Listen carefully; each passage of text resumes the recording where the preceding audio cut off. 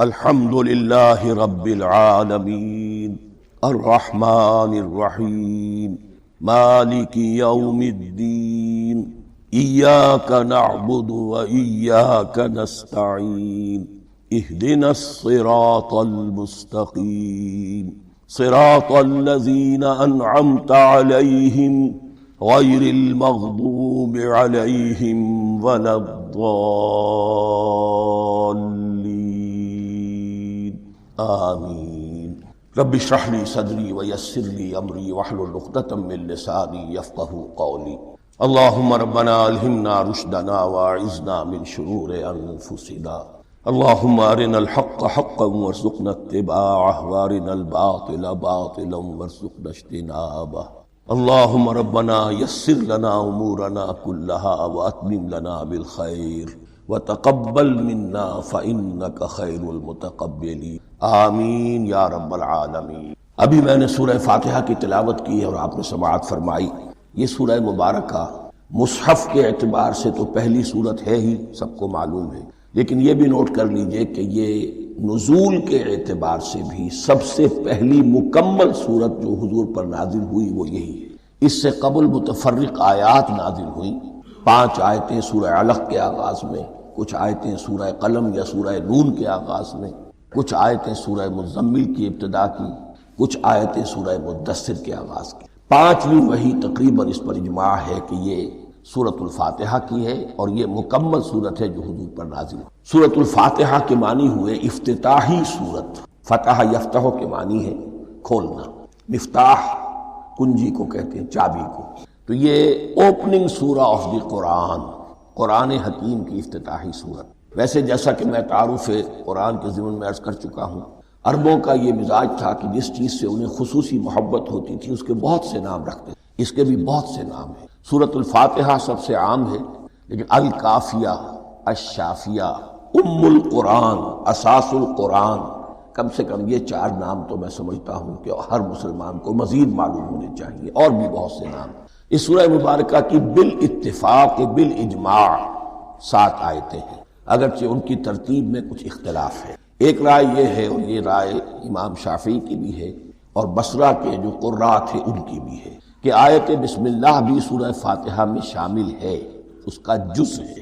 وہ اس کو شامل کر کے پھر 7 آیتیں بناتے ہیں، تو آخری جنہیں ہم 2 آیتیں سمجھتے ہیں، صراط الذین انعمت علیہم غیر المغضوب علیہم ولا الضالین، وہ ان کے نزدیک ایک آیت۔ تو گویا کہ نتیجہ یہ نکلا کہ آیتوں کی تعداد 7 ہی رہے۔ امام ابو حنیفہ رحمۃ اللہ علیہ کا موقف اور کوفے کے جو قراء تھے ان کا بھی موقف یہ ہے کہ آیت بسم اللہ نہ سورہ فاتحہ کا جز ہے نہ کسی اور سورت کا جز ہے، سوائے ایک مقام پر جہاں حضرت سلیمان علیہ السلام کا خط جو ہے نقل ہوا ہے، جو انہوں نے ملکہ سبا کو لکھا تھا، انہ من سلیمان و انہ بسم اللہ الرحمن الرحیم۔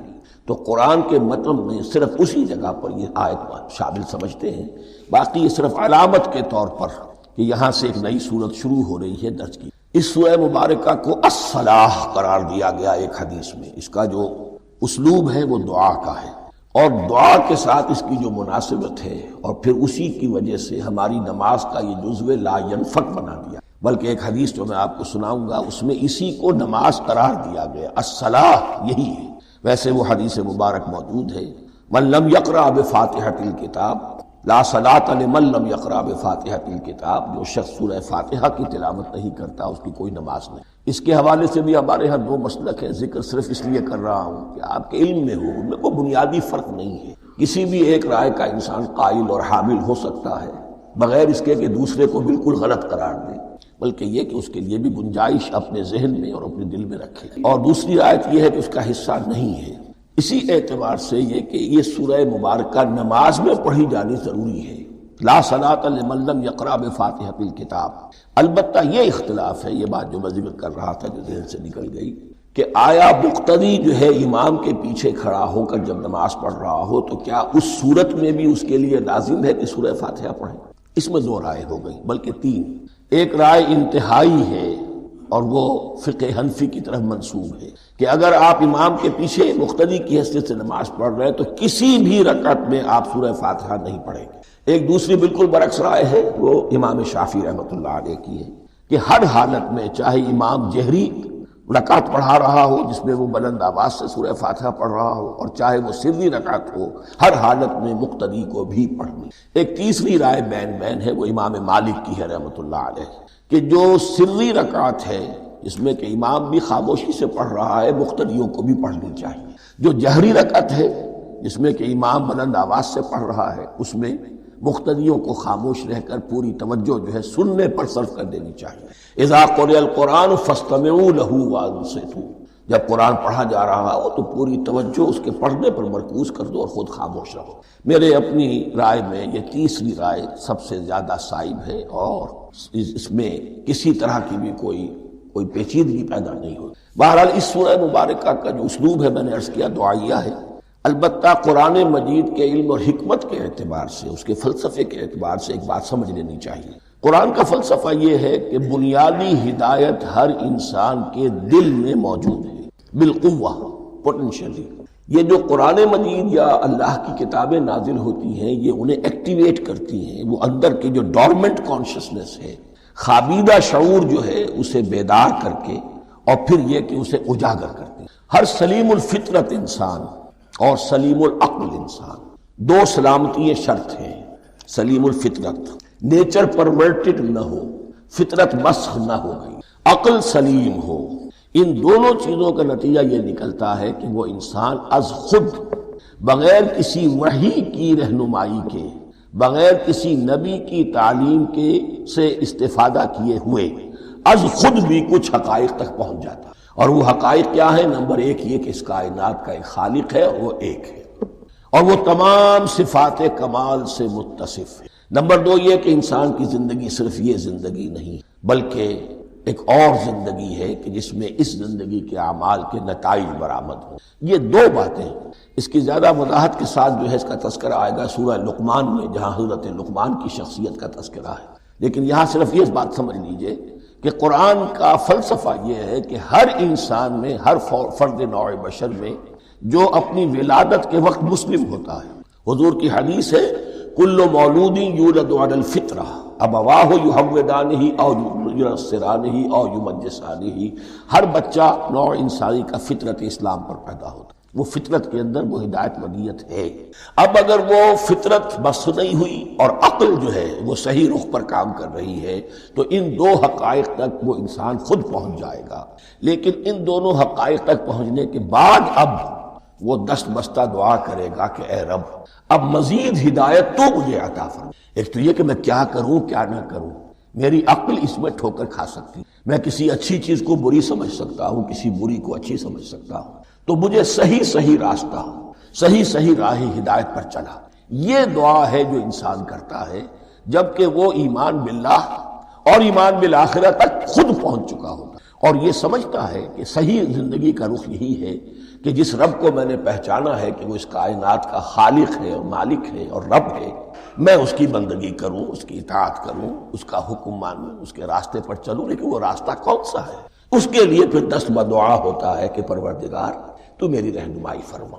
یہ مقام ہے کہ جہاں آپ سمجھ لیجئے اپنے آپ کو بھی آج اس جگہ پر تصور کرتے ہوئے پھر اس سورہ مبارکہ کو پڑھیے کہ آپ اس مقام پر اللہ کے فضل و کرم سے پہنچ چکے ہیں کہ اللہ کو آپ نے پہچان لیا اور اس کی توحید کو جان لیا، اس کی جملہ صفات کمال سے آپ واقف ہو، آپ یہ بھی جان گئے کہ بڑھ کر اس کے حضور میں حاضر ہونا ہے اور وہ حساب کتاب لے گا۔ پھر آپ نے یہ عہد بھی کر لیا کہ اب زندگی گزارنی ہے اس رب کی بندگی میں، اسی کی فرما برداری میں۔ اب یہاں کھڑے ہو کر آپ پوچھتے ہیں کہ اللہ مجھے وہ تفصیلی ہدایت عطا فرما، ایسا نہ ہو کہ کبھی میں کسی راستے پر چلتا ہوا کسی پگڈنڈی پر مڑ جاؤں اور وہ تھوڑی سی جو ڈیوییشن ہو میرے راستے کی وہ میری عاقبت کو برباد کر دے۔ یک لحظہ غافل گشتم و صد سال راہم دور شد، اس لیے کہ ہوتا یہی ہے سیدھے راستے سے ذرا سی کوئی پگڈنڈی جو ہے تھوڑے سے اینگل پر نکلی ہے، لیکن جب چلتے جائیں گے آپ تو جتنا آگے بڑھیں گے اس پر، اس راہ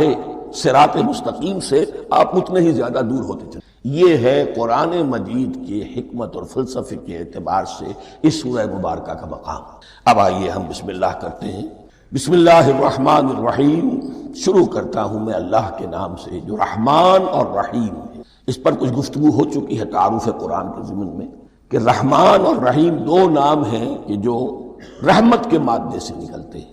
رحمان میں اللہ تعالیٰ کی رحمت کا جوش، ہیجانی کیفیت، طوفانی کیفیت، اور رحیم میں اللہ تعالیٰ کی رحمت کا دوام اور تسلسل، یہ دونوں کیفیات اللہ کی رحمت میں بیک وقت موجود ہیں، جس کا ہم تصور نہیں کر سکتے۔ ہم سمندر کو دیکھتے ہیں، متلاطم سمندر ہے، اس میں ہیجان ہے، طوفان ہے۔ دریا کو دیکھتے ہیں کہ وہ سکون کے ساتھ چل رہا ہے، خاموشی سے چل رہا ہے، بہہ رہا ہے، بس تسلسل کے ساتھ بہہ رہا ہے۔ ہم ان دونوں کیفیات کو علیحدہ علیحدہ دیکھتے ہیں تو ہمارا ذہن ان دونوں کو بیک وقت اس کا تصور نہیں کر سکتا، تخیل ممکن نہیں۔ لیکن اللہ کی رحمت کی یہ دونوں شانیں مستقلاً ہر وقت موجود ہیں، بیک وقت، اسی لیے ان دونوں کے درمیان کہیں حرف عطف نہیں آئے گا۔ بسم اللہ الرحمن الرحیم، الحمدللہ رب العالمین، کل حمد، اور حمد کو ذہن میں رکھ لیجئے، حمد مساوی ہے تعریف جمع شکر۔ عام طور پر ترجموں میں ایک لفظ لایا جاتا ہے، کل تعریف اللہ کے لیے، یہ کافی نہیں ہے۔ تعریف آپ کسی شے کی کر سکتے ہیں جس میں کوئی حسن ہے، خوبی ہے، کسی بھی اعتبار سے، خواہ آپ کو اس کے حسن و خوبی سے کوئی فائدہ حاصل نہیں ہو رہا۔ ایک پھول ہے، بہت خوبصورت ہے، بس ٹھیک ہے، خوبصورت ہے، آپ نے کہا تعریف کر دی۔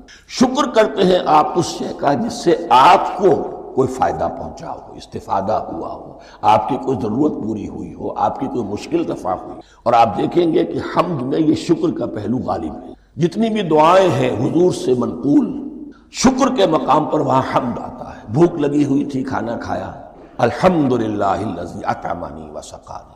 اب یہاں دیکھیے ترجمہ تعریف نہیں، شکر ہے اس اللہ کا جس نے مجھے کھلایا اور پلایا۔ آپ بیت الخلاء سے باہر آئے، نجاستیں آپ سے دور ہو گئیں، طبیعت میں انشراح ہوا، الحمدللہ الذی اذھب عنی الاذی وعافانی۔ وہ شکر ہے اس اللہ کا جس نے اذیت بخش چیزیں مجھ سے دور کر دی اور مجھے عافیت بخش۔ تو یہ الحمدللہ رب العالمین، اللہ تعالیٰ کا حسن و کمال اور حسن و جمال اپنی جگہ بھی اس انتہا کا ہے کہ جتنی تعریف اس کا حق ہے ہم کر ہی نہیں سکتے، لیکن اس کے احسانات اور انعامات ہم پر اتنے ہیں کہ ہم ان کو بھی گن نہیں سکتے۔ لہذا ایک ہی احصاء ہم نے کر دیا الف لام کے ساتھ، الحمدللہ رب العالمین۔ تمام تعریفیں اور کل شکر اللہ کے لیے ہیں کہ جو تمام جہانوں کا پروردگار ہے، رب ہے، مالک ہے۔ رب میں ایک مفہوم ہوتا ہے ربوبیت کا، اور اس میں مفہوم شامل ہوتا ہے تربیت کا، ربیانی صغیرہ۔ تو مالک ہونا اور تربیت دینا، آپ جس شے کے مالک ہوں گے آپ چاہیں گے اس میں بڑھوتری ہو، اس میں اضافہ ہو، وہ نشو و نما پائے۔ تو یہ دونوں چیزیں آپس میں ایک دوسرے کا جڑی ہوئی ہیں، پروردگار بھی اور مالک بھی۔ عام طور پر عربی میں رب کا لفظ مالک کے لیے آتا ہے، رب البیت، رب الدار، رب المال۔ تو معلوم وہاں پر ظاہر بات ہے کہ اس سے مراد کیا ہے، مال والا، گھر والا، گھر کا مالک۔ تو کل شکر اور کل تعریف اس اللہ کے لیے ہے جو تمام جہانوں کا مالک بھی ہے اور پروردگار بھی۔ الرحمن الرحیم، رحمان ہے اور رحیم ہے۔ اب دوبارہ اس کی میں وضاحت نہیں کروں گا۔ مالک یوم الدین، یوم دین کا مختار مطلق ہے۔ دین عربی زبان میں کہتے ہیں بدلے کو، دناہم کما دانو، کما تدینو تو دانو، یہ کہاوت ہے۔ جیسے اردو میں ہم کہتے ہیں جیسا کرو گے ویسا بھرو گے، کما تدینو تو دانو، تو یہ ہے بدلہ۔ اس کا بنیادی مفہوم جو ہے وہ بدلہ ہے۔ تو بدلے کا ایک دن ہے جس دن فیصلہ ہوگا کہ کون کیا کما کر لایا ہے اور اسے کیا بدلہ ملنا چاہیے۔ آیا اس کا برائیوں کا پلڑا بھاری ہے کہ اسے سزا ملنی چاہیے، یا اس کی حسنات اور نیکیوں کا پلڑا بھاری ہے کہ اسے جزا ملنی چاہیے، اس کا انعام اور اکرام کے ساتھ معاملہ کیا جانا چاہیے۔ وہ ایک دن ہے، اسے ہم یوم القیامہ کہتے ہیں۔ اور لیکن اصل بات جو یہاں کہی گئی، یعنی ایک جملے میں تین باتوں کا اعتراف ہو رہا ہے۔ بعث بعد الموت، ایک دن آئے گا کہ ہم مرنے کے بعد تمام انسان اٹھا لیے جائیں گے، پھر حساب کتاب، پھر اللہ کے ہاں حاضری ہوگی اور حساب کتاب۔ اور تیسرے یہ کہ اس حساب کتاب کے دن کا مختار مطلق اللہ ہے، یعنی کسی اور کو اپنے ذہن میں سہارا بنا کر آپ زندگی گزاریں کہ وہ مجھے چھڑا لے گا، یا وہ ہستی جو ہے اتنی زوردار ہے کہ وہ مجھے بچا لے گی، اس سے اپنے دل کو، اپنے ذہن کو بالکل پاک کر لیجئے۔ مالک یوم الدین، ایک دوسری جگہ پر قرآن میں آیا ہے، اس روز کوئی پکارنے والا پکارے گا، لمن الملک اليوم للہ الواحد القہار، آج کے دن کس کا اختیار مطلق ہے؟ اور پھر کہا جائے گا اللہ کے لیے، الواحد قہار، جو پوری طرح چھایا ہوا ہے۔ بس تولی. تو مالک یوم الدین، جو جزا و سزا کے دن کا مالک. اب یہاں سے کلام ایک رخ بدل رہا ہے. ابھی تک تو یہ غائبانہ انداز میں کلام ہو رہا ہے، اللہ سے خطاب نہیں آیا اس میں ابھی. الحمدللہ رب العالمین الرحمن الرحیم مالک یوم الدین. اب خطاب ہے ایاک نعبد و ایاک نستعین، ہم صرف تیری ہی بندگی کرتے ہیں اور کریں گے، اور ہم صرف تجھ ہی سے مدد مانگتے ہیں اور مانگیں گے. یہ ترجمہ میں کیوں کر رہا ہوں کہ یہ فعل مضارع ہے. عربی زبان میں فعل مضارع حال اور مستقبل دونوں کو کور کرتا ہے. ایاک کا جو ہے مفعول فاعلی جو ہے، مفعول جو ہے اس میں ضمیر مفعولی اسے پہلے لا کر حشر کا مضمون پیدا ہو گیا. ہم تیری بندگی کرتے ہیں نہیں، ہم تیری ہی بندگی کرتے ہیں اور کریں گے. حال میں ترجمہ کیجئے تو یہ اظہار حال ہے، اور مستقبل میں ترجمہ کیجئے تو یہ ایک عہد ہے، قول و قرار ہے، بہت بڑا معاہدہ ہے. وَإِيَّاكَ نَسْتَعِينُ، اور صرف تجھ ہی سے مدد مانگتے ہیں اور مانگیں گے. اس میں بھی حال کا ترجمہ اظہار حال. اللہ کرے کہ واقعی ہمارا حال وہی ہو.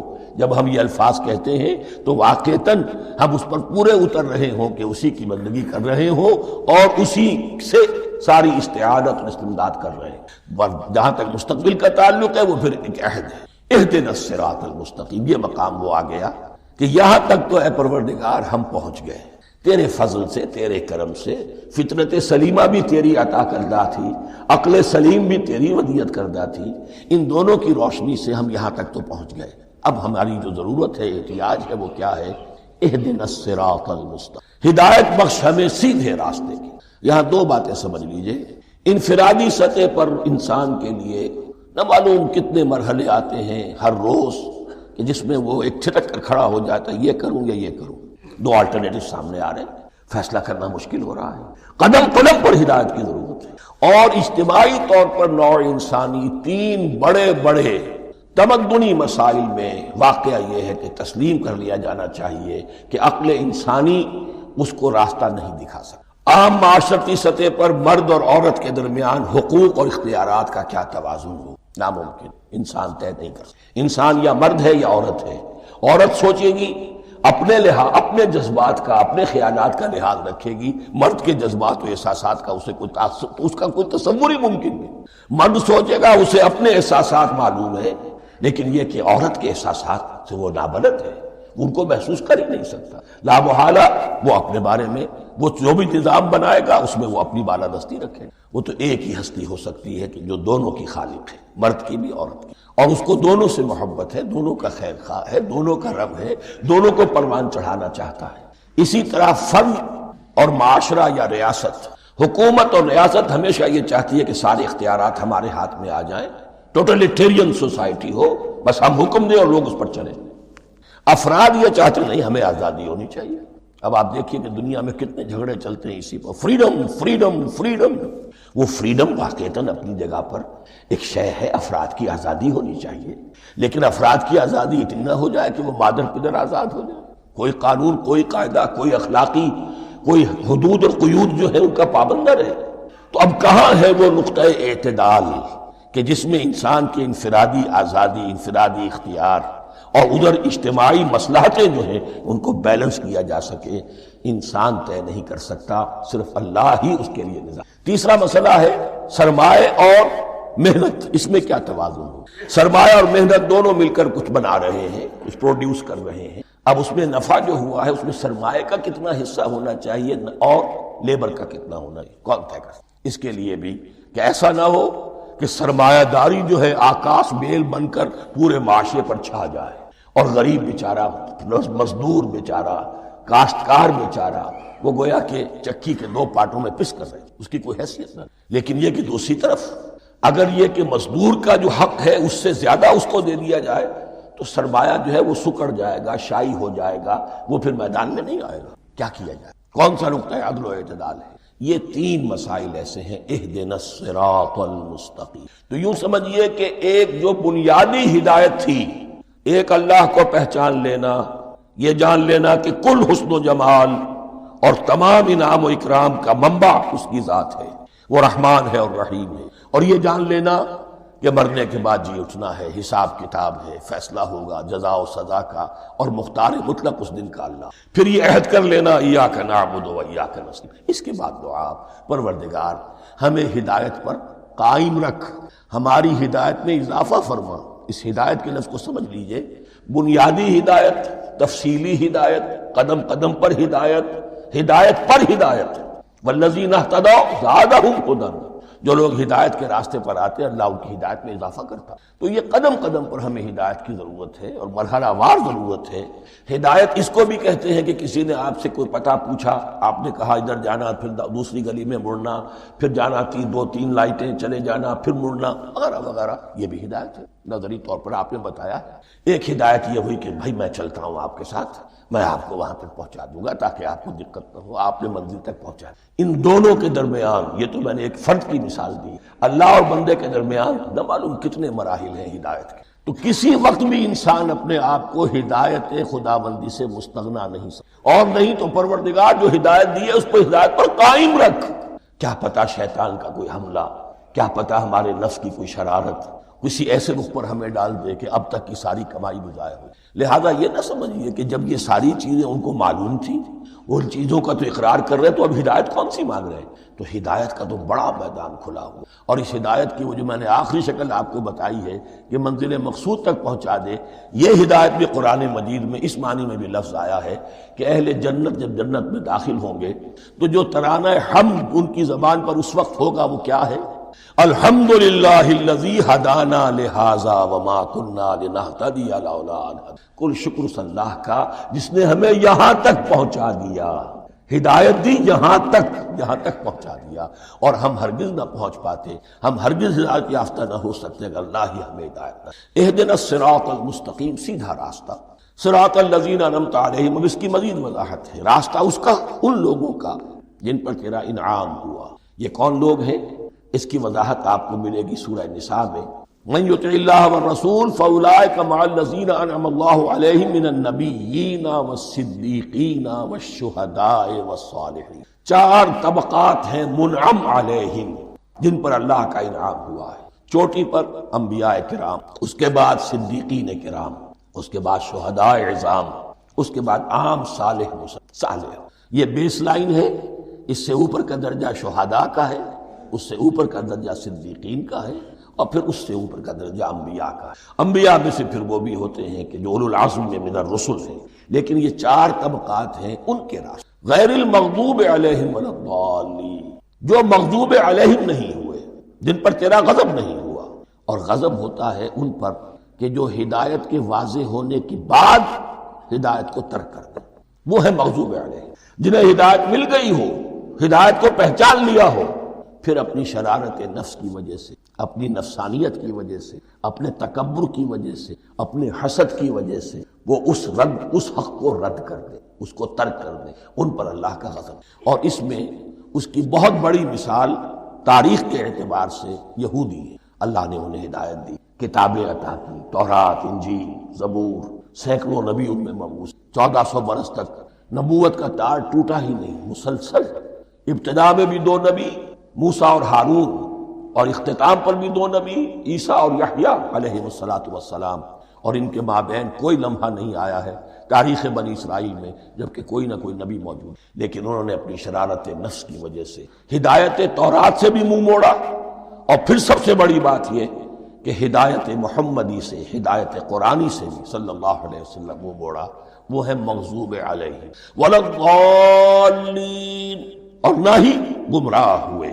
یہ لفظ جو آتا ہے عربی زبان میں گمراہ کا بھی ہے اور تلاش حق میں بھٹکنے والے کا بھی۔ ایک وہ شخص ہے جس پر حق ابھی واضح نہیں ہوا، وہ تلاش میں، اس کے لیے بھی ضال کا لفظ آئے گا۔ اسی طرح کوئی شخص کسی کے عشق اور محبت میں ایسا ہو جائے، دیوانہ ہو جائے، اس کو بھی ضال کہتے ہیں، یعنی اس کے اوپر جذبات کا اتنا غلبہ ہو گیا ہے کسی کی محبت اور عشق کی۔ تو حضور کے لیے یہ لفظ آیا ہے وَوَجَدَكَ ضَالًّا فَهَدَىٰ، اور یہ تو سورۃ الضحیٰ ہے، اکثر بیشتر لوگوں کو یاد ہوگی۔ تو یہ جو ضال کا لفظ ہے اس میں سمجھ لیجئے ضروری نہیں ہے کہ وہ گمراہ ہو، بلکہ وہ بھی کہ جو ابھی راہ ہدایت کی طلب میں، اس کے حصول کے لیے اس کی تلاش میں کوشاں، اور وہ بھی کہ جو کسی مغالطے کی وجہ سے حق سے منحرف ہو۔ یہ بھی جان لی کہ ایک ہے بدنیتی، تکبر، حسد، حق کو جان کر پہچان کر رد کر دینا یا چھوڑ دینا یا ترک کر دینا، ایک ہے کسی غلطی میں، کسی جذبات کے اندر آ کر، کسی غلو کے اندر مبتلا ہو کر اور حق سے منحرف ہو۔ اس کی جو سب سے بڑی مثال ہے وہ نصارہ ہے، عیسائی ہے۔ حضرت مسیح کو انہوں نے مانا لیکن غلو کیا، یہ لفظ آئے گا آگے، لا تغلو فی دینکم، اپنے دین میں غلو نہ کرو۔ جیسے ہمارے ہاں بھی بعض لوگ ہیں جو حضور صلی اللہ علیہ وسلم کی تعریف میں، حضور صلی اللہ علیہ وسلم کے ساتھ اپنی محبت کے اظہار میں غلو کر جاتے ہیں۔ یہ انتہا درجے کو ہو گیا تھا حضرت مسیح علیہ السلام کے ماننے والوں، اور اس کی بنا پر انہوں نے تثلیث کا عقیدہ ایجاد کر لیا اور حضرت مسیح علیہ السلام کو اللہ کا بیٹا بنا۔ تو اس کی سب سے بڑی مثال ضالین کی اس اعتبار سے کہ ہدایت پانے کے بعد کسی بدنیتی سے نہیں بلکہ کسی اچھے جذبے میں غلو کی وجہ سے رسول سے محبت کرنا تو اچھا جذبہ ہے، لیکن یہ محبت بھی ایک حد میں رہنی چاہیے۔ غلو کرے گی تو ظاہر بات ہے کہ اس کے بعد وہ گمراہی کی طرف لے جائے۔ تو یہ ہے اس سورہ مبارکہ کا ترجمہ، اور اس کے بعد آخر میں آمین کہنا یہ مسنون بھی ہے، کہنا چاہیے۔ البتہ اختلاف یہاں بھی صرف اتنا ہے کہ نماز میں جب آپ امام کے ساتھ ہیں، وہ اگر جہری قرات کر رہا ہے تو آیا اس کے بعد آپ کو بھی بالجہر کہنا ہے آمین یا نہیں کہنا، یہ اختلاف ہے، ان میں کوئی فرق واقع نہیں ہوتا۔ یہ چیز متفق علیہ کہ کہنا ہے آمین، بلکہ یہ آمین تو یہودیوں میں ہے، یہ آمین جو ہے یہ عیسائیوں میں، ان کی بھی جو پریئر لارڈس پریئر ہے اس کے بعد آمین، وہ آمین کہتے ہیں، وہ فرق، وہ لفظ ایک ہی ہے۔ اس لیے کہ عبرانی زبان اور عربی زبان، یا تو ہم یہ کہہ سکتے ہیں کہ دونوں بہنیں ہیں، کوئی ایک مشترک زبان تھی ان کی ماں جس کی یہ دو بیٹیاں، اور یا یہ کہنا پڑے گا کہ عربی زبان کی ماں جو ہے وہ عبرانی زبان ہے۔ بہرحال بڑا قریبی رشتہ عربی کا اور عبرانی کا ہے، اس اعتبار سے وہ آمین۔ اب آپ کو معلوم ہے ہم السلام علیکم وہ کہتے ہیں، وہ سلام کہتے ہیں، فرق کیا ہے؟ وہ تو تلفظ کا فرق ہے۔ اسی طریقے سے اور بہت سے الفاظ ہیں، میں بعد میں بتا۔ اب میں اس سورہ مبارکہ کے بارے میں خاص حدیث آپ کو سنانا چاہتا ہوں، اور اسی سے در حقیقت جو امام ابو حنیفہ کا موقف ہے رحمۃ اللہ علیہ، اس کی حقانیت مزید مبرہن ہو جائے گی۔ یعنی کیا کہ آیت بسم اللہ سورہ فاتحہ کا جز نہیں ہے، سورہ فاتحہ الحمدللہ رب العالمین سے شروع ہوتی ہے۔ وہ میں آپ کو بتانا بھول گیا کہ جن کے نزدیک یہ سورت کا جز ہے وہ پھر جہری قرات میں بسم اللہ الرحمن بھی بلند آواز سے کہیں گے، اور جن کے نزدیک یہ سورہ فاتحہ کا جز نہیں ہے وہ نہیں کہیں گے، وہ الحمدللہ رب العالمین سے قرات کریں گے۔ تو کوئی فرق نہیں ہے بنیادی۔ یہ حدیث جو ہے یہ مسلم شریف میں ہے اور حدیث قدسی ہے، اس کے راوی حضرت ابو ہریرہ ہے رضی اللہ تعالی عنہ، اور اس حدیث نے اس صورت کے مضامین کا نہایت عمدہ تجزیہ کر دیا۔ حدیث کے الفاظ سن لیجئے، قسمت الصلاۃ بینی و بین عبدی نصفین، اللہ تعالیٰ فرما رہے ہیں، حدیث قدسی ہے، میں نے نماز کو، صلاۃ کو اپنے اور اپنے بندے کے درمیان آدھا آدھا تقسیم کر لیا، فنصفها لی و نصفها لعبدی، اس کا نصف جو ہے وہ میرے لیے ہے اور نصف جو ہے وہ میرے بندے کے لیے، وَلِعَبْدِي مَا سَأَلَ، اور جو میرے بندے نے مانگا میں اسے دوں گا، میرا وعدہ ہے یا میں نے اسے دوں۔ اس کے بعد اس کی تفصیل آتی ہے، اذا قال العبد، جب بندہ کہتا ہے الحمدللہ رب العالمین، قال اللہ حمدنی عبدی، جب بندہ کہتا ہے الحمدللہ رب العالمین، اللہ فرماتا ہے میرے بندے نے میری حمد کی۔ وَإِذَا قَالَ الرَّحْمَنُ الرَّحِيمُ قال اللہ اثنا علی عبدی، جب بندہ کہتا ہے الرحمن الرحیم، اللہ فرماتا ہے میرے بندے نے میری ثنا کی۔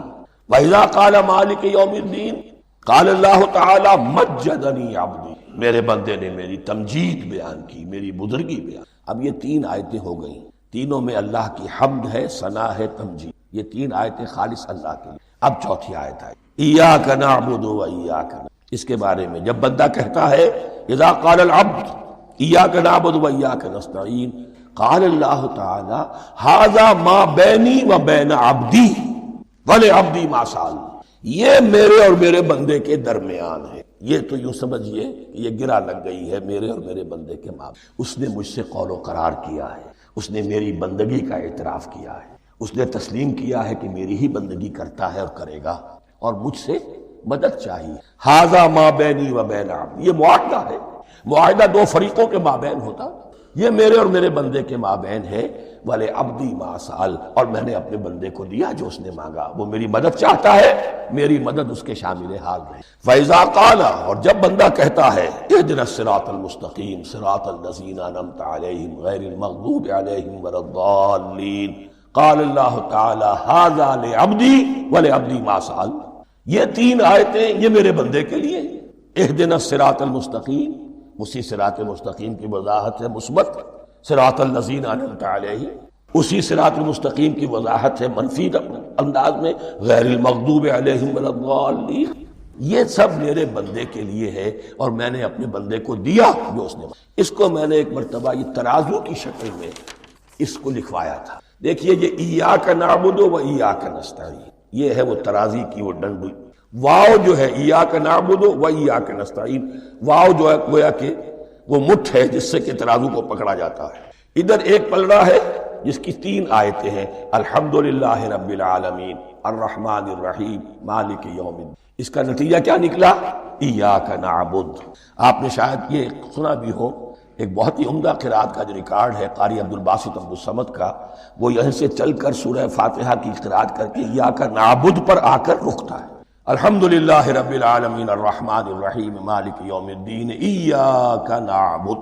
گویا کہ یہاں یہ صورت بالکل ہاف ہو گئی ہے، 3 آیتوں میں اللہ کی حمد ہے، ثنا ہے، تمجید ہے، جس کا نتیجہ ہم تیری ہی بندگی کرتے ہیں، تیری ہی اطاعت کرتے ہیں۔ لیکن اب اس کے بعد سوال ایاک نستعین، اسی کی جو استعانت کیا درکار ہے ہمیں؟ ہدایت۔ ہدایت سب سے بڑی استعانت ہے، ہدایت ہی تو سب سے بڑی مدد ہے۔ اہدنا الصراط المستقیم صراط الذین انعمت علیہم غیر المغضوب علیہم ولا الضالین۔ یہ ایاک نستعین کے حکم کے ساتھ یہ 3 آیتیں آ گئیں، اہدنا الصراط المستقیم صراط الذین انعمت علیہم غیر المغضوب علیہم ولا الضالین۔ قسمت الصلاۃ بینی و بین عبدی نصفین فنصفها لی ونصفها لعبدی ولعبدی ما سأل۔ اللہ تعالیٰ اس سورہ فاتحہ کا جو اصل مفہوم ہے وہ بھی ہمارے ذہنوں پر، ہمارے شعور کی سطح پر اسے اجاگر کیے رکھے، ہمیں توفیق دے کہ جب بھی پڑھیں، جب بھی سنیں تو وہ کیفیت اگر ہو جائے، اس لیے کہ ایک حدیث ہے کہ الصلاۃ معراج المومنین، نماز تو اہل ایمان کے حق میں معراج کے درجے میں۔ اس حوالے سے ہم یہ سمجھ سکتے ہیں کہ کوئی وقت ایسا آ سکتا ہے کہ انسان کو واقعتاً، روح انسانی واقعتاً اللہ کے یہ جواب سنے، انہونی بات نہیں، ہوتا ہے خطاب آخر، اٹھتا ہے حجاب آخر، کرتے ہیں خطاب آخر، یہ تو ہوتا ہے مخاطبہ الہی، یہ تو میں نے عرض کیا کہ ثابت ہے، مخاطبہ، محادث اور تحدیث، اللہ بندوں سے کلام کرتا ہے۔ اب آئیے بسم اللہ الرحمن الرحیم، اب یہ سورہ بقرہ شروع ہو رہی ہے۔ سورۃ البقرہ جو 286 آیات پر مشتمل، تقریباً 2.5 پاروں پر پھیلی، ہر شخص جانتا ہے کہ یہ قرآن حکیم کی حجم کے اعتبار سے سب سے بڑی، لیکن یہ معاملہ صرف حجم کا نہیں ہے، نبی اکرم صلی اللہ علیہ وسلم نے اسے سنام القرآن قرار دیا۔ آپ نے فرمایا لکل شیء سنام، ہر چیز کی ایک چوٹی ہوتی ہے، جیسے اونٹ کا کوہان ہوتا ہے، وسنام القرآن البقرہ، سنام القرآن، قرآن کی چوٹی جو ہے وہ سورۃ البقرہ ہے۔ یہ نوٹ کر لیجئے جو میں نے کل آپ کو جو مختلف مکی اور مدنی صورتوں کے گروپوں کے بارے میں بتایا تھا کہ یہاں سے اب پہلی منزل بھی شروع ہو رہی ہے اور پہلا گروپ بھی شروع، اور اس کے ساتھ جو اگلی صورت آئے گی وہ اس کا جوڑا ہے، سورہ آل عمران، جس کی سب سے نمایاں علامت یہ نوٹ کیجئے، یہ بھی الف لام میم سے شروع ہوئی، اگلی بھی الف لام میم۔ اس کے بعد 2 صورتیں مدنی اور ہیں، لیکن ان دونوں میں نہ حروف مقطعات ہے، نہ کوئی اور تمہیدی کلام ہے، براہ راست خطاب، سورہ نساء میں یا ایھا الناس اور سورہ مائدہ میں یا ایھا الذین آمنوا، کوئی تمہیدی بات نہیں، کوئی حروف مقطعات نہیں، براہ راست خطاب۔ وہ ایک جوڑا ہے سورہ نساء اور سورہ مائدہ، اور یہ ایک جوڑا ہے سورہ بقرہ اور سورہ آل عمران۔ سورہ بقرہ اور سورہ آل عمران کو نبی اکرم صلی اللہ علیہ وسلم نے الزہراوین بھی قرار دیا ہے۔ زہرا کہتے ہیں بڑی روشن چیز کو، یہ حضرت فاطمہ رضی اللہ تعالی عنہا کے نام کے ساتھ آتا ہے، فاطمۃ الزہراء، تو زہرا بہت روشن، دمکتی ہوئی شے۔ الزہراوین، یہ 2 نہایت دمکتی ہوئی صورتیں ہیں جو قیامت کے دن 2 بدلیوں کی شکل میں ظاہر ہوں گی، حضور نے فرمایا، اور جو لوگ ان صورتوں سے محبت کرتے تھے ان پر سایہ۔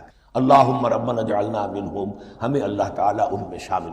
اس سورہ مبارکہ کو 2 حصوں میں تقسیم سمجھ، ویسے تو یہ کہ رکوع آئیں گے، پارے بھی بدلیں گے اس میں، لیکن حصے 2 ہیں۔ پہلے حصے میں اصل روح سخن سابقہ امت مسلمہ سے ہے، یہود سے، بنی اسرائیل سے۔ دوسرے حصے میں اصل خطاب موجودہ امت مسلمہ سے ہے، امت محمد سے صلی اللہ علیہ وسلم۔ پہلے حصے میں 18 رکوع ہیں لیکن آیات 152 ہیں، دوسرے حصے میں 22 رکوع ہیں لیکن آیات 134 ہیں۔ گویا کہ اس سے آپ کو توازن نظر آئے گا کہ اگرچہ ادھر رکوع کی تعداد کم ہے 18 لیکن آیات کی تعداد زیادہ ہے 152، دوسرے حصے میں رکوعوں کی تعداد زیادہ ہے 22 لیکن آیات کی تعداد 104۔ اسی لیے اس کا ایک نام میں نے تجویز کیا ہے، وہ اس لیے تاکہ کچھ حقائق آپ کے ذہنوں میں ان ناموں کے حوالے سے بھی انشاءاللہ محفوظ ہو جائیں گے۔ سورۃ الامتین، دو امتوں کی سورت، اس لیے کہ تقریباً نصف اس کی ساری بحث جو ہے، مرکزی بحث، وہ سابقہ امت مسلمہ بنی اسرائیل، اور دوسرا نصف اس میں سارا خطاب وہ ہے موجودہ امت مسلمہ یعنی امت محمد صلی اللہ علیہ وسلم۔ اس کا جو پہلے 18 رکوع ہے یا پہلا حصہ ہے، اس کے اندر ڈویژن فردر ہوگی ورٹیکل، عمودی، پہلے 4 رکوع، پھر 10 رکوع، پھر 4 رکوع۔ لیکن جو 22 رکوع ہیں دوسرے حصے کے، دوسرے نصف کے، اس میں ڈویژن جو ہے جو ہاریزونٹل ہے، وہ افقی تقسیم ہے، عمودی نہیں، افقی۔ وہ میں بعد میں بیان کروں گا جب ہم وہاں پہنچیں۔ ان کو پہلے سمجھ لیجئے کہ اس پہلے حصے کی جو تقسیم میں نے کی ہے، پہلے 4 رکوع، پھر 10 رکوع اور پھر 4 رکوع۔ پہلے 4 رکوع یوں سمجھیے کہ پورے قرآن مجید کے لیے اس کی حکمت اور فلسفے کا جو حصہ مکی قرآن میں بیان ہو چکا تھا اس کا خلاصہ ہے۔ جب یہ صورت نازل ہو رہی ہے تو یہ تو مدینہ میں حضور تشریف لا چکے، 12-13 سال جو ہے گزر چکے، اور ان 12-13 سالوں کے دوران 2/3 قرآن نازل ہو چکا ہے۔ اس میں جو بھی حکمت، فلسفہ اور بنیادی دعوت، یہ جو چیزیں مکی قرآن میں بیان ہوئیں، ان کا خلاصہ نچوڑ نکال کر یہاں 4 رکوع۔ اگرچہ ان میں بھی جب گہرائی میں آپ دیکھیں گے تو روح سخن جو ہے وہ بنی اسرائیل کی طرف ہے، وہ میں بعد میں عرض کروں گا، لیکن اضافی طور پر یہ سمجھ لیجئے کہ پورے مکی قرآن کے حکمت اور پیغام کا خلاصہ ان 4 رکوع۔ پھر 10 رکوع ہے جن میں براہ راست خطاب ہے سابقہ امت مسلمہ، یا بنی اسرائیل۔ اس کے بھی 2 حصے ہیں۔ پہلے ایک رکوع میں دعوت ہے، بڑا انداز اس کا بڑا پیارا ہے، اس میں دعوت ہے، ایمان لاؤ محمد پر صلی اللہ علیہ وسلم۔ اور اس کے بعد 9 رکوع ہے ملامت کی، ملامت، تنقید، تم نے یہ کیا اور یہ کیا اور یہ کیا، ہم نے یہ احسان کیے، یہ احسان کیے، یہ احسان کیے، تم نے یہ ناشکری کی، یہ ناشکری کی، یہ ناشکری۔ اور اس سب کا نتیجہ آخری 4 رکوعوں میں ہے کہ اب تمہیں اس منصب سے معزول کیا جا رہا ہے جس پر تم 2000 برس تک فائز رہے، اور تمہیں ہٹا کر اب ایک نئی امت محمد کی شکل میں جو وجود میں آ چکی ہے صلی اللہ علیہ وسلم، اسے اس پر فائز کیا۔ اور اس کی علامت کے طور پر اسے میں کہا کرتا ہوں کورونیشن، تاج پوشی۔ ایک امت معزول، دوسری امت اس کا نصب ہو رہا ہے، اس کی تاج پوشی کے لیے سمبل، علامت کیا ہے؟ قبلہ تحویل۔ وہ قبلہ یروشلم سابقہ امت کا قبلہ اب ادھر رخ نہیں ہوگا، اب اہل توحید کا قبلہ یہ مکے کی طرف ہوگا، بیت اللہ کی۔ تو تحویل قبلہ کا مضمون ہے جو ان 4 رکوعوں میں تو یہ میں نے تھوڑی سی تمہید جو ہے آپ کے سامنے رکھ دی ہے۔ اب بسم اللہ کیجئے۔ بسم اللہ الرحمن الرحیم۔ الف لام میم۔ الف لام میم یہ حروف مقطعات ہیں، یہ علیحدہ علیحدہ پڑھے جاتے ہیں، علم نہیں پڑھ سکتے اس کو۔ الف لام میم، ہا میم ہے، ہا علیحدہ میم علیحدہ، اگرچہ لکھے ہوئے ہوتے ہیں جڑے ہوئے، کاف ہا یا عین صاد لکھے ہوئے جڑے ہوئے، پڑھے جائیں گے علیحدہ علیحدہ، قطع علیحدہ کرنا۔ تو حروف مقطعات، ان کے بارے میں ایک بات تو جو ہے اجماعی ہے، سب کے نزدیک مسلم ہے، ان کا کوئی حتمی مفہوم اور ان کے حتمی معنی کسی کو معلوم نہیں سوائے اللہ اور اس کے رسول کے۔ اس معنی میں یوں بھی کہا گیا یہ کوڈ ورڈز ہیں، جیسے کہ کوئی میسیجز جو ہیں ادھر ادھر بھیجے جاتے ہیں، سیکرٹ میسیجز، تو کچھ کوڈ ورڈز ہوتے ہیں جس سے سمجھ میں آتا ہے کہ یہ بات واقعتاً صحیح سورس سے آ رہی ہے، واللہ عالم۔ لیکن اس کا کوئی مفہوم اور اس کے معنی جو ہیں وہ اتفاق اس پر ہے، اگرچہ بعض حضرات نے کچھ اپنی سی کوشش کی ہے، کچھ مفہوم جو ہے بنانے کی، وہ اپنی جگہ پر ہے، لیکن یہ کہ کسی حضرت عبداللہ ابن عباس رضی اللہ تعالی عنہما نے بعض ایسی کوششیں کی ہیں، لیکن ان کی رائے کو بھی ان کی ذاتی رائے سمجھا گیا ہے، امت نے اسے قبول نہیں۔ اجماع اور کنسنسس اسی پر ہے کہ اس کے معنی اور مفہوم کسی کو معلوم نہیں سوائے اللہ اور اس کے رسول۔ البتہ بعض چیزیں ایسی ہیں کہ وہ اگر نوٹ کر لی جائیں تو شاید آئندہ اس میں کچھ راز کھلنے کے امکانات پیدا ہو جائیں، دیکھیے عربی زبان کے جو الفابیٹس ہیں ان کی تعداد 29 ہے یا 28 ہے، میں بتا چکا ہوں۔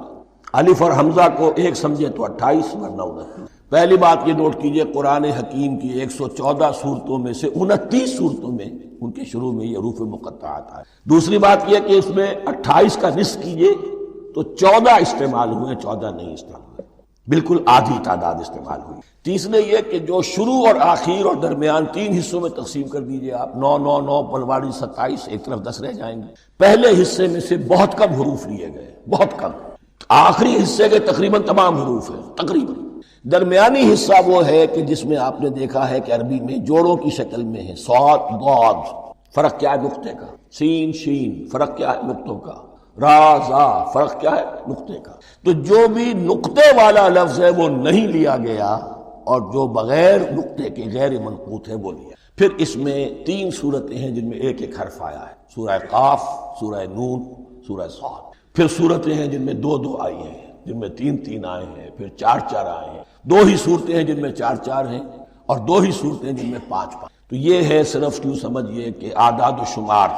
اس کے حوالے سے کچھ آدمی غور کرے تو شاید کوئی بات نہیں۔ باقی وہ مثال میں آپ کو بتا دیتا ہوں کہ حضرت عبداللہ ابن عباس نے ایک رائے ظاہر کی کہ الف لام میم در حقیقت ایک جملے کا خلاصہ ہے۔ انا اللہ اعلم، پہلا لفظ ہے انا، اس کا الف لے لیا، درمیانی لفظ ہے اللہ، اس کا درمیانی لام لے لیا، تیسرا لفظ ہے اعلم، یہ آخری لفظ ہے، آخری حرف میم لے لیا۔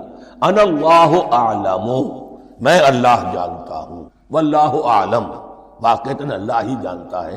یہ حضرت عبداللہ ابن عباس کی رائے ہے، لیکن اگرچہ انہیں حبر الامت مانا گیا ہے، لیکن یہ کہ ان کی اس رائے کو بھی اکثر و بیشتر مفسرین نے قبول نہیں کی۔ اب جو پہلے 2 رکوع ہیں اس سورہ بقرہ کے، ان کے بارے میں تعویل عام اور تعویل خاص کا ایک بڑا بنیادی فرق ہے جو نوٹ کر لینا چاہیے۔ جس وقت یہ صورت نازل ہو رہی ہے، میں عرض کر چکا ہوں کہ 12 سال ہو چکے تھے حضور کو اپنا فریضہ نبوت و رسالت ادا کر۔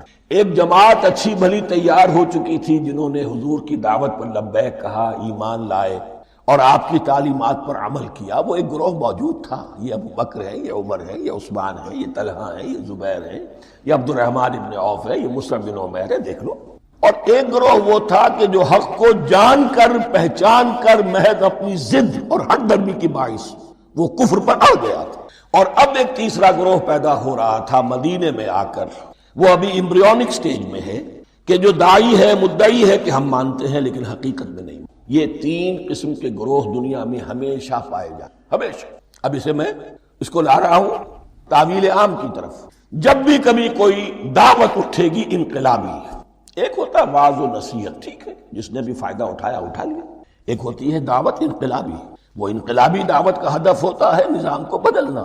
نظام بدلتا ہے تو ظاہر بات ہے کہ جو لوگ اس نظام میں، جن کے ویسٹڈ انٹرسٹ ہیں اور جن کو پریولیجز حاصل ہیں، جن کے مفادات ہیں، وہ تو لازماً اپنے نظام کا تحفظ کریں گے۔ ٹکراؤ ہوگا، تصادم ہوگا، تصادم میں جانی نقصان بھی ہوگا، مالی نقصان بھی ہوگا۔ یہ گویا کہ کسی انقلابی دعوت کے لوازم ہیں۔ اگر یہ شاید نہ ہو تو ان دعوت انقلابی ہے ہی نہیں۔ اس اعتبار سے ہر انقلابی دعوت کے جواب میں 3 طبقے پیدا ہو جاتے ہیں۔ ایک وہ کہ جو اس دعوت کو قبول کرتے ہیں دیانت کے ساتھ، خلوص کے ساتھ، اخلاص کے ساتھ، اور پھر پوری جواں مردی کا ثبوت دے رہے ہیں، ہر چہ بعد آباد، اب جو آئے سو آئے، جان دینی پڑے حاضر ہیں، مال دینا پڑے حاضر ہیں، کوئی تکلیف آئے، کوئی مشقت آئے، کوئی مصیبت آئے، کوئی قربانی کرے حاضر۔ جب پکارا گیا واپس نہیں پھیرا کوئی فرمان جنوں کا، اور تنہا نہیں لوٹی کبھی آواز جرس کی۔ خیریت جاں راحت تن صحت داما، سب بھول گئی مصلحتیں اہل ہوس کی۔ ایک وہ لوگ ہوتے ہیں کہ جو اڑ جاتے ہیں ضد پر، ہٹ درمی پر، ماننے کے باوجود، جاننے کے باوجود کہ بات تو ٹھیک ہے، جو کہ کیسے مان لیں؟ ہماری سیادت، ہماری چودراہٹ، ہمارے مفادات، ہمارے یہ ساری چیزیں، ان سب کے اوپر زد پڑ رہی ہے۔ یہ لوگ اڑ جاتے ہیں، اور پھر کوئی دعوت، کوئی نصیحت، کوئی مزید افہام و تفہیم ان کے حق میں مفید نہیں۔ اس لیے کہ صحیح بات ہے جو کہتے ہیں کہ سوتے کو تو جگایا جا سکتا ہے، جاگتے کو کیسے جگائیں؟ کوئی سویا ہوا ہے تو آپ اسے جگا دیں گے، جو جاگا ہوا ہے لیکن وہ بنا ہوا ہے، وہ اٹھنے کو تیار ہی نہیں ہے، تو آپ کیسے اٹھا دیں گے اس کو؟ تو جو لوگ جان بوجھ کر حق کو پہچان کر رد کر دیتے ہیں، پھر ان کے حق میں کوئی دعوت، کوئی نصیحت، کوئی تبلیغ، کوئی انذار، کوئی تبشیر مفید۔ تیسرا درجہ ایسے لوگوں کا ہوتا ہے جو یا تو شروع میں آتے ہی شرارت کے ارادے سے، کوئی مصلحت ہے جس کی وجہ سے اس دعوت کو قبول کر لیا، کوئی ذاتی منفعت ہے جس کے لیے قبول کر لیا، یا یہ کہ شروع میں تو اخلاص کے ساتھ آتے ہیں لیکن جب قربانی دینے کا وقت آتا ہے تو ان کے اندر سیرت و کردار کی وہ مضبوطی نہیں ہوتی کہ ہر چباد آباد، یہ نہیں، وہ پھر ڈگمگاتے رہتے ہیں، کبھی کچھ چلے پھر کہیں ٹھٹک کر رہ گئے، پھر کہیں کچھ چلے پھر ٹھٹک کر۔ یہ تیسرا طبقہ ہے کہ جو کہتا ہے، دعوی مدعی ہے کہ ہم نے مانا ہے، قبول کیا ہے، بات ٹھیک ہے، کچھ تھوڑا بہت چلتے بھی ہیں لیکن جہاں مشکل آئی ٹھٹک کر کھڑے ہو گئے، اوندھے منہ گر پڑے۔ یہ تیسرا، اس کے لیے لفظ ہمارے ہاں منافقین بھی ہے، لیکن اس رکوع میں آ کر ابھی ان 4 رکوعوں میں نہیں بلکہ سورہ بقرہ میں مکمل میں بھی کہیں نفاق کا لفظ نہیں آیا ہے، اس لیے کہ اسے مرض سے تعبیر کیا گیا ہے۔ یہ مرض ہے ایک، اور اس مرض کے ذریعے سے لوگوں کے اندر جو ہے وہ ایک نفاق کا بیج پڑ رہا ہے، جو ظاہر ہوگا تو منافقت پوری کی پوری کھل کر سامنے آ جائے گی۔ روگ ہے انسانی اس حوالے سے وہ تیسری، اور یہ چونکہ اہم ترین حصہ تھا اور یہ مرض اب شروع ہو رہا تھا، مدینے میں، مکے میں نہیں تھا، لہذا زیادہ تفصیل سے اس کے بارے میں اب ان 2 رکوعوں کا سلسلے وار مطالعہ انشاءاللہ اس دوسری۔ آیت الکرسی ایک لمبی آیت، جیسے آیت البر ایک لمبی آیت تھی، اور اس کو حضور نے فرمایا ہے سیدت و آیات القرآن، پورے قرآن مجید کی آیات کی سردار ہے یہ آیت، اور یہ شرک فی صفات کے ضمن میں یہ شمشیر قاطع ہے، شمشیر برہان ہے۔ اللہ لا الہ الا ہو الحی القیوم، یہ وہی ہے، قل هو اللہ احد اللہ الصمد الحی، اللہ زندہ ہے لیکن اس کی زندگی کو اپنی زندگی پر قیاس نہ کرنا۔ تمہیں خوراک کی احتیاج ہے، اسے کوئی ضرورت نہیں۔ ما ارید منہم من رزق وما ارید ان یطعمون، مجھے کوئی احتیاج نہیں کہ مجھے کوئی رزق پہنچائیں، رزق دیں، مجھے کھلائیں، مجھے کوئی ضرورت نہیں۔ پھر تمہاری حیات، نیند، اونگ، تھکان، ان تمام کمزوریوں کے ساتھ ہے۔ وہ الحی ہے، اپنی ذات میں خود زندہ ہے، حیات اس کی ذاتی ہے، کسی اور نے عطا نہیں کی ہے۔ ہماری تو مستعار ہے، عمر دراز مانگ کے لائے تھے، 4 دن 2 آرزو میں کٹ گئے، 2 انتظار میں۔ اور القیوم بقیہ پوری کائنات کے لیے وہی ہے، اس کو تھامے ہوئے ہے۔ لا تاخذہ سنۃ ولا نوم، الحی، حیات کامل کہ اس کو نہ نیند آتی ہے نہ اونگ آتی ہے۔ لہو ما فی السماوات و ما فی الارض، آسمان اور زمین میں جو کچھ ہے اسی کی ملکیت ہے۔ تم کسٹوڈینز ہو، تم امین ہو، این امانت چند روزہ نزد ماست، در حقیقت مالک شے ہر شے خداست، یہاں تک کہ یہ میرا جسم بھی میرے پاس امانت ہے۔ میں کون ہوں؟ میری خودی، میری انا، میری روح جو پوزیس کرتی ہے اس بدن کو، لیکن یہ پوزیشن ملکیت کا نہیں ہے، امانت کا ہے۔ یہ امانت، یہ ہاتھ بھی امانت ہے، میری زبان بھی امانت ہے، میری آنکھیں بھی امانت ہے۔ من ذا الذی یشفع عندہ الا باذنہ، یہ یہاں پر انداز بڑا پرجلال، کون ہے وہ جو شفاعت کر سکے اس کے دربار میں مگر اس کے اذن سے؟ کسی کا ذاتی، کسی کا زور، کسی کا اختیار نہیں ہے کہ جس کی بنا پر وہ شفاعت کرے، ہاں اللہ کے اذن سے۔ اور دوسری جگہ پر آتا ہے جس کے لیے وہ چاہے گا اور جس کو اجازت دے گا، جیسے کہ آتا ہے عما یتساءلون میں، یوم یقوم الروح والملائکۃ صفا، اور ان میں سے کوئی بھی بات نہیں کر سکے گا، کلام نہیں کر سکے گا، لا یتکلمون الا من اذن له الرحمن، سوائے اس کے جسے رحمان اجازت دے، وقال صوابا، اور صحیح بات کرے گا، کوئی غلط بات نہیں کرے گا۔ یعلم ما بین ایدیہم وما خلفہم ولا یحیطون بشیء من علمہ الا بما شاء، وہ تو جانتا ہے جو کچھ بھی ان کے سامنے ہے اور ان کے پیچھے ہے، اور یہ کوئی احاطہ نہیں کر سکتا مخلوقات میں سے، اس کے علم میں سے کسی کا بھی، سوائے اس کے جو وہ خود چاہے۔ یہاں بڑے ہی لطیف انداز میں شفاعت باطلہ کے تصور کی نفی ہو گئی۔ دیکھیے، آپ کہیں جا کر کسی مجسٹریٹ سے سفارش کرتے ہیں تو کیا کہتے ہیں؟ اجی یہ فائل کے اوپر جو کچھ ہے آپ اس پر نہ جائیے، یہ گواہیاں وغیرہ جھوٹی ہو گئی ہیں، میں آپ کو بتاتا ہوں اصل بات کیا ہے۔ اللہ کے سامنے کوئی یہ کہہ سکے گا اے اللہ تیرے علم میں نہیں ہے، میرے علم میں ہے؟ یعلم ما بین ایدیہم وما خلفہم، وہ تو جانتا ہے جو کچھ ان کے سامنے اور جو کچھ ان کے پیچھے ہے۔ ولا یحیطون بشیء من علمہ الا بما شاء، اور ان میں سے کوئی بھی، جیسے کہ میں ابھی بتا چکا ہوں، بریلوی مکتب فکر بھی کہہ رہا ہے کہ اللہ کا دیا ہوا علم ہے، محمد رسول اللہ کا جتنا ہے، لا محدود نہیں ہے، محدود ہے، قدیم نہیں ہے، حادث ہے، تو جتنا اللہ چاہتا ہے، جس کے لیے جتنا چاہتا ہے، لیکن اس کے علم میں سے احاطہ نہیں کر سکتا کوئی مگر جو وہ چاہے۔ وسع کرسیہ السماوات والارض، اس کا اقتدار چھایا ہوا ہے، مستولی ہے، آسمانوں پر بھی اور زمین پر بھی. ولا یعودہ حفظہما، اور اسے عاجز نہیں کر سکتی ان دونوں کی حفاظت. قیوم وہی ہے، صمد وہی ہے، لیکن اسے کوئی تکان تاری نہیں ہوتی، عاجز نہیں ہوتی. یہ اصل میں نفی ہے. جو تورات حافظے سے مرتب کی گئی تھی، 587 میں نبوکڈنضر کا جو حملہ ہوا تھا، اس میں اصل تورات گم ہو گئی. اس وقت سے آج تک وہ اصل تورات ان کے پاس نہیں. پیریڈ آف کیپٹیوٹی سے واپس آئے ہیں بیت المقدس میں، سائرس کے لطف و کرم کی وجہ سے، ذوالقرنین کے لطف و کرم کی وجہ سے، پھر یادداشتوں سے لوگوں نے وہ تورات مرتب کی ہے، تو اس میں انسانی فکر شامل ہو گیا. لہذا وہاں یہ لکھا ہے اللہ نے 6 دنوں میں آسمان اور زمین پیدا کیے اور 7ویں دن آرام کیا، یعنی کوئی تکان لائق ہو گئی. قرآن نے کہا، اللہ تعالیٰ نے فرمایا سورہ قاف میں، وَلَقَدْ خَلَقْنَا السَّمَاوَاتِ وَالْأَرْضَ وَمَا بَيْنَهُمَا فِي 6 أَيَّامٍ وَمَا مَسَّنَا مِن لُغُوبٍ. یقیناً ہم نے آسمان اور زمین اور جو کچھ ان دونوں کے مابین ہے انہیں 6 ہی دنوں میں پیدا کیا. وہ بات ٹھیک ہے، لیکن ہمیں کوئی تکان لائق نہیں ہوئی کہ ہمیں کسی آرام کی ضرورت ہو. لا یعودہ حفظہما وہو العلی العظیم. العلی وہی ہے، سب سے بلند و بالا. لتکون کلمۃ اللہ ہی العلیٰ، تاکہ اللہ کا کلمہ سب سے سر بلند ہو جائے، اور وہی عظیم ہے، عظمت والا.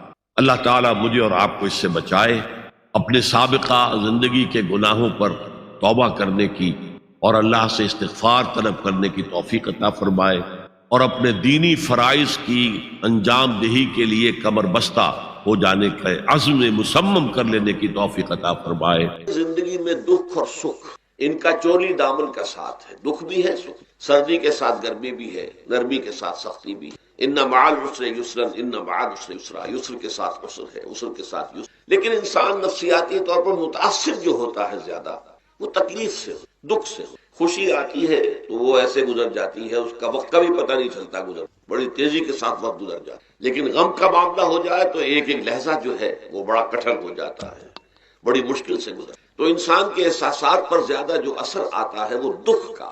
بعض فلسفے دنیا میں ایسے ہیں کہ جنہوں نے اس دکھ، خاص طور پر جو حساس انسان اس کو محسوس کرتا ہے، اس کے اعتبار سے یہ کہا ہے کہ دنیاوی زندگی نرا دکھ ہی دکھ ہے. آپ کو معلوم ہے کہ تعداد انسانوں کی بہت بڑی تعداد ہے جو بدھ مت کی پیروکار ہے، اور بدھ مت کا کلمہ طیبہ یہ ہے، یعنی یہ ان کا اصل الاصول ہے، جیسے ہمارے دین کا اصل الاصول ہے لا الہ الا اللہ محمد رسول اللہ، کلمہ طیبہ. ان کا جو کلمہ طیبہ ہے وہ یہ سروم دکھم، سب دکھ ہی دکھ ہے، سب مصیبت ہی مصیبت ہے. انسانی زندگی جو ہے وہ تو صرف دکھوں سے اور تکلیفوں سے عبارت ہے. اسی کو غالب نے بھی کہا ہے، آپ نے یہ شعر بھی غالب کا میں نے بہت سے دروس میں سنا ہوگا کہ قید حیات و بند غم اصل میں دونوں ایک ہے. یہ قید حیات ہے. ابھی آپ حدیث سن رہے تھے، الدنیا سجن المومن، مومن کے لیے یہ دنیا کی زندگی جو ہے جیل خانہ ہے. یہ قید ہے، قید حیات. جیسے جیل میں آدمی اپنی مرضی سے نہیں جاتا، بھیجا جاتا ہے، اپنی مرضی سے نہیں نکلتا بلکہ نکالا جاتا ہے. اسی طرح لائی حیات آئے قضا لے چلی چلے، اپنی خوشی سے آئے نہ اپنی خوشی چلے. تو دنیا کی زندگی جو ہے وہ واقعتاً ایک اعتبار سے قید خانہ ہے. قید حیات و بند غم اصل میں دونوں ایک ہیں. جب تک یہ زندگی رہے گی غم بھی لگا رہے گا، تکلیفیں لگی رہیں گی، مصائب آتے رہیں گے، انسان کو دکھوں کا سامنا رہے گا، واسطہ رہے گا. موت سے پہلے آدمی غم سے نجات پائے کیوں؟ ظاہر بات ہے جب تک زندگی ہے تو غم ہے، تو موت سے پہلے نجات نہیں مل سکتی. اگرچہ اس کے بعد کا اگلا مرحلہ جو ہے، جو حقیقت کو جاننے والے ہیں وہ تو جانتے ہیں کہ اس کے بعد تو غم کا اور بڑا کڑا مرحلہ آنے والا ہے. اب تو گھبرا کے یہ کہتے ہیں کہ مر جائیں گے، مر کے بھی چین نہ پایا تو کدھر جائیں گے. اگر اللہ ہمیں معاف فرمائے، اپنی رحمت اور مغفرت سے ہمیں ڈھانپ لے، جیسے کہ حضور نے فرمایا الا یتغمدنی ربی برحمتہ، حضور نے فرمایا کہ کوئی انسان بھی محض اپنے اعمال کی بنیاد پر جنت میں نہیں داخل ہو سکے گا جب تک کہ رحمت خداوندی دستگیری نہ کرے. کسی صحابی نے بڑی ہمت کی، بڑے جرأت کا معاملہ کیا، پوچھ لیا کیا حضور آپ بھی؟ ظاہر بات ہے آپ بھی انسان ہیں، آپ بھی بشر ہیں، قرآن مجید میں کہلوایا گیا ہے اور انما انا بشر مثلکم.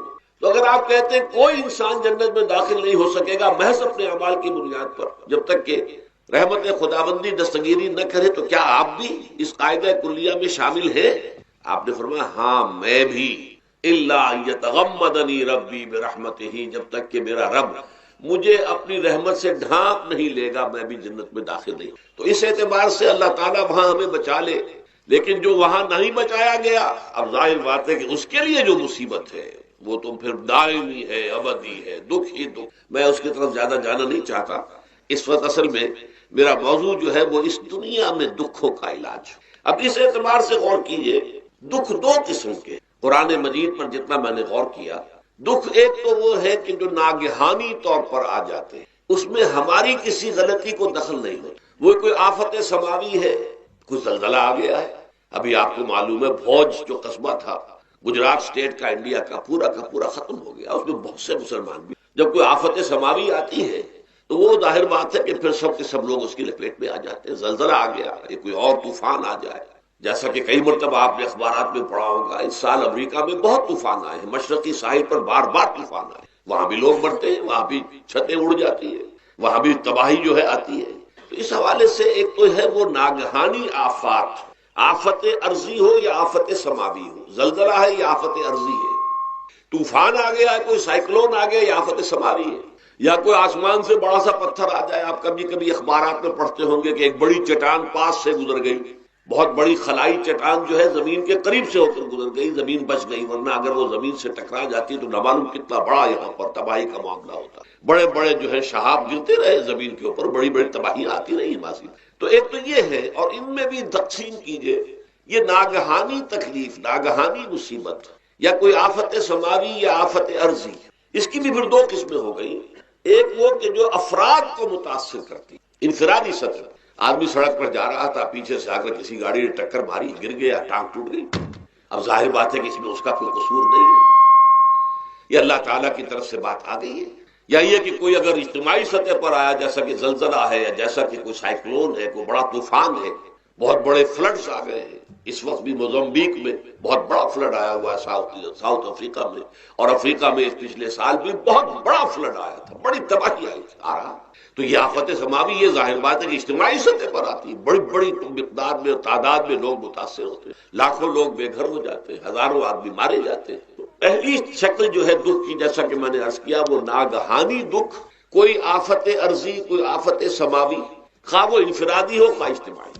اس کے ضمن میں کیا علاج ہے؟ ظاہر بات ہے کہ اس کا علاج یہ تو نہیں ہو سکتا کہ آپ اس کو ختم کر سکیں۔ انگریزی کا ایک محاورہ ہے، what cannot be cured must be endured۔ جو چیز جو ہے جس کا علاج نہیں ہو سکتا وہ تو برداشت کرنی پڑے گی۔ بعض بیماریاں بھی ایسی ہیں، ڈائبٹیز ہو گئی ہے، شوگر کا مرض ہو گیا، ڈاکٹر آپ کو بتائے گا کہ بھائی اب یہ مرض جائے گا نہیں، اب آپ کو اس مرض کے ساتھ ہی اپنے آپ کو ایڈجسٹ کر کے اپنی غذا وغیرہ اس کے مطابق طے کر لیجیے، ورنہ یہ کہ یہ نہ سمجھیے کہ یہ مرض چلا جائے گا۔ تو what cannot be cured must be endured۔ لہذا ان آفت سماوی و عرضی، چاہے وہ انفرادی سطح پر متاثر کرتی ہوں انسانوں کو اور چاہے اجتماعی سطح پر، اس کا تو علاج ایک ہی ہے۔ عربی میں بھی ایک محاورہ یہ ہے کہ کسی نے پوچھا تھا کہ بچھو کے کاٹے کا کیا علاج ہے؟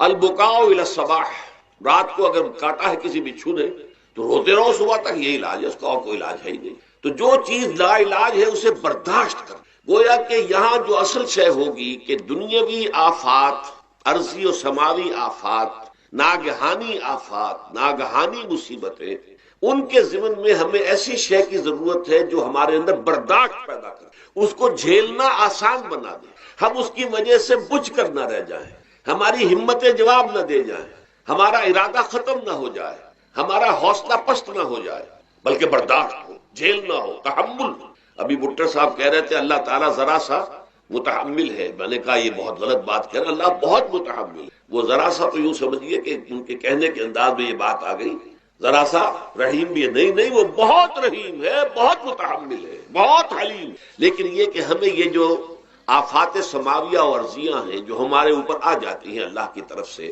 ان کے ضمن میں ذہنی ایک ایٹیچیوڈ پیدا ہو جائے، سوچ کا ایک خاص رخ بن جائے، انسان کے احساسات ایک خاص طرز پر ڈھل جائیں، تو پھر ان کو برداشت کرنا آسان ہو جائے۔ اور وہ کیا ہے؟ وہ ہمارے ایمان کا لازمی تقاضا۔ ایمان ہمیں یہ بتاتا ہے کہ کوئی مصیبت اس زمین میں آتی ہے نہ تمہاری جانوں پر آتی ہے بغیر اذن رب۔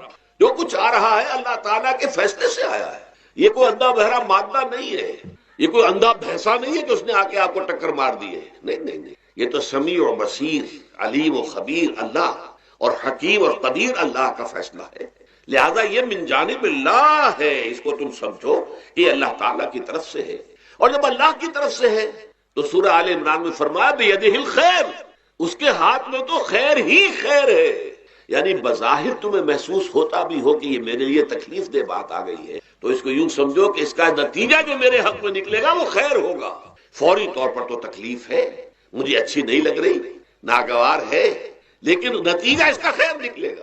جیسے بچہ بیمار ہے، ماں اسے دوا پینے پر مجبور کر رہی، کڑوی دوا ہے، وہ تو سمجھتا ہے مجھ پر بڑا ظلم ہو رہا ہے، یا آپ لے گئے اسے ڈاکٹر کے ہاں ٹیکا لگوایا ہے، وہ تو چیخ رہا ہے، رو رہا ہے، لیکن آپ کو معلوم ہے، کاش اسے بھی معلوم ہو جائے کہ یہ میرے خیر کے لیے، میرے بھلے کے لیے، اگر اسے یہ معلوم اور محسوس ہو جائے تو اس کی تکلیف اس کے اندر بہت کمی آ جائے گی، وہ سہار لے گا، اس کو وہ برداشت کرے گا۔ اس حوالے سے اس کا جو ہمارے دین میں اس کا نام ہے، اس ذہنی کیفیت کا، ان احساسات کا، اسے ہم کہتے ہیں تسلیم و رضا۔ جو کچھ آ رہا ہے اللہ کی طرف سے آ رہا ہے، لہذا سر تسلیم خم ہے، اے اللہ ہم قبول کرتے ہیں، رضا، ہر حال میں تیری رضا پر راضی، جو تیرا فیصلہ ہے ہمیں بصر و چشم قبول ہے، تسلیم و رضا۔ ہم بھی تسلیم کی خو ڈالیں گے، بے نیازی تیری عادت ہی صحیح، اللہ تو بے نیاز ہے، لیکن اے اللہ تو ہمارے لیے جو بھی تکلیف کا تو نے فیصلہ کیا، ہم تسلیم کی خو ڈالیں گے، عادت پیدا کر لیں گے اپنے اندر کہ ہر ساقی ماریخ عین الطاف است، کہ میرا ساقی میرے پیالے میں جو کچھ ڈال دے یہ اس کا لطف و کرم ہے۔ یہ مقام رضا ہے، یہ ایمان کا ایک ایسا تقاضا ہے کہ جس کو ہم کہیں گے ایمان کی حلاوت، ایمان کی مٹھاس۔ اگر آپ کا منہ کڑوا ہو جائے تو آپ چینی کھاتے ہیں تاکہ منہ کا ذائقہ ٹھیک ہو جائے، اگر تکالیف کی وجہ سے، دکھ کی وجہ سے آپ کے احساسات کے اندر کوئی خرابی پیدا ہو رہی ہے، یہ جو مقام رضا ہے یہ اس کے لیے قند ہے، یہ اس کے لیے چینی ہے، یہ اس کے لیے شہد ہے، یہ اس کی تلخی کو ظاہر کر دینے والی شیء ہے کہ اللہ تیری رضا پر راضی، راضی برضائے رب۔ اب اس کے ضمن میں سمجھئے، یہ تو اصولی بات میں نے آپ کو بتا دی، اس کی تین کیفیات ہو سکتی ہے، کیوں اللہ کی طرف سے یہ چیزیں آتی ہیں۔ سب سے پہلی شے ہے، اب وہ جو آیات میں نے سنائی تھی وہ سن لیجئے پہلے ترجمہ۔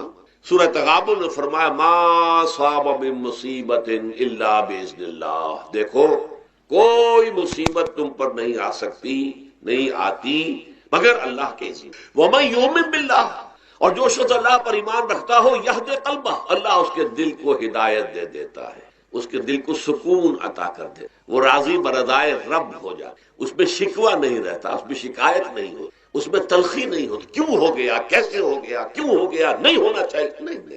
یہ سارا جو پیچ آدمی کھاتا رہتا ہے نا اندر ہی اندر، وہ جو پیچ کھا رہا ہے، یہ سب پیچ سے نجات نہیں گئی۔ برو کشید سے پیچا کہ ہست و بود مرا، چے اقدہا کے مقام رضا کشود مرا۔ یہ پیچ کھانا جو ہے، پیچا کے ہست و بود، اس سے اللہ تعالیٰ نے مجھے نجات دے دی ہے مقام رضا کے ذریعے سے۔